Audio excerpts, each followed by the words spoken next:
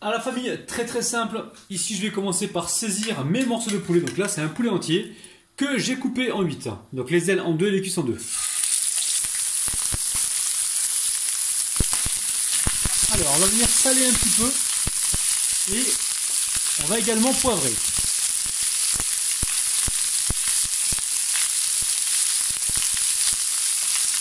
Et là, le but du jeu maintenant, c'est d'apporter donc une coloration au poulet. Là, je baisse la température, le poulet est coloré, pas cuit, hein. Il est juste coloré les amis. Hein. On va le repasser au four tout à l'heure. Donc là pour l'instant, je retire mes morceaux de poulet. Alors j'ai pas mis de l'huile d'olive, là c'est de l'huile de tournesol, parce que l'huile d'olive sinon elle risquerait de fumer. Ensuite, ici nous avons 2 oignons les amis, un poivron rouge et un poivron vert. Alors j'ai également mis 2 branches de céleri, elles sont là. Branches de céleri. Alors, on va venir maintenant assaisonner, donc avec du sel toujours. Alors, j'ai du sel rose, mais je sais pas, ma famille, ils n'aiment pas. Donc, ils m'ont dit, utilise le sel blanc. Donc, voilà. Allez, je vais faire retomber tout ça pendant environ, on va dire, allez, 7 à 8 minutes. Hein. Alors, au bout d'environ 4 minutes, j'ai eu l'idée, hein, les amis, je viens d'y penser à l'instant, de verser donc tout mon poulet dedans. Hein. Comme ça, les légumes vont s'imprégner du poulet et vice versa. Donc là, le temps que les légumes cuisent. Donc là, je mets une assiette par-dessus et je vais laisser donc mijoter. Comme ça, je vais monter un petit peu la température pendant encore 5 minutes. 5 à 6 minutes. Alors, donc là, j'ai mis le poulet. Maintenant, je vais le ressortir. Je ressors le poulet. Là, les légumes ne sont pas cuits encore, ils sont bien retombés. On va également les sortir, les légumes. Et là, je vais venir poêler mes champignons. Donc là, j'ai environ 6 gros champignons que j'ai coupés donc en lamelles. Et je vais venir donc les saisir pour leur apporter de la saveur. Donc là, mes légumes, pour moi, c'est bon. Je vais pouvoir les débarrasser. Et on se retrouve tout de suite. Alors, la famille, là, j'ai débarrassé donc mes légumes dans l'assiette qui m'a servi de couvercle. Et donc là je vais mettre un petit peu d'huile à chauffer, une bonne cuillère à soupe, et je vais mettre donc mes champignons. Je vais venir les assaisonner un petit peu avec du sel et du poivre.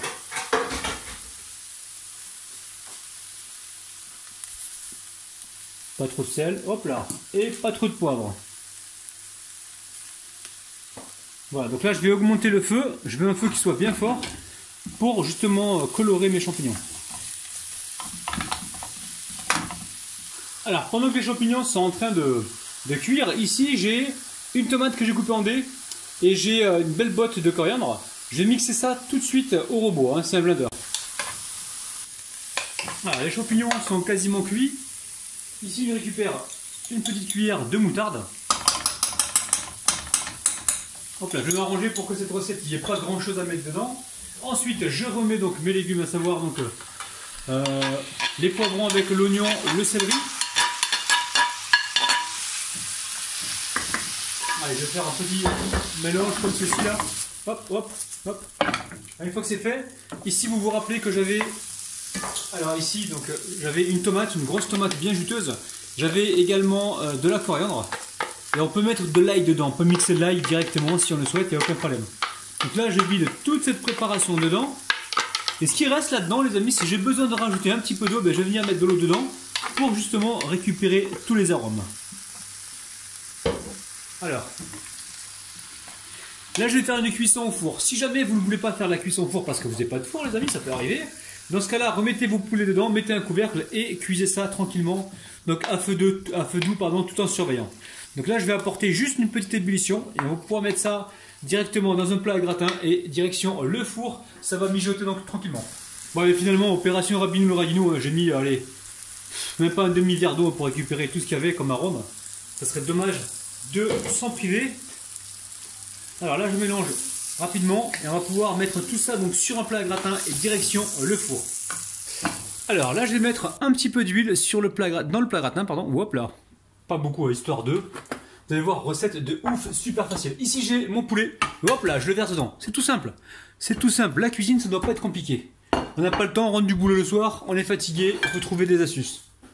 Ensuite, ici, je récupère donc mon bougli-boulga, je sais pas comment vous dites. Et je viens le mettre par-dessus, directement comme ça.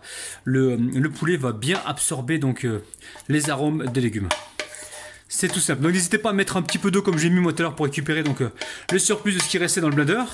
Ça va apporter que de la saveur supplémentaire. Mais pas trop d'eau les amis, hein, d'accord? Alors le four est en train de préchauffer à, on va dire, 180 degrés. On va pas y aller trop fort. Après vous gérez en fonction de la puissance de votre four. Et je vais laisser cuire ça tranquillement. Il faut que le poulet cuise. Donc ça peut prendre peut-être 45 minutes, on va voir. Hein, faut voir. Ou peut-être moins, ou peut-être plus, c'est à vous de voir, je vous dirai donc le temps exact juste après. Donc pendant ce temps-là, je vais essayer de préparer la garniture. Allez, c'est parti, direction le four. Alors là, je récupère environ 7 pommes de terre. Hein. Voilà, 7 pommes de terre. Je vais les éplucher, je vais les couper en pommes rissolées et je vais les mettre à frire. Alors j'utilise comme poubelle, j'utilise donc l'assiette qui m'a servi à mettre le poulet. Hein. On évite donc le gaspillage. Alors j'ai mis un bain d'huile à chauffer. Et là, j'ai plongé donc les pommes de terre en cubes.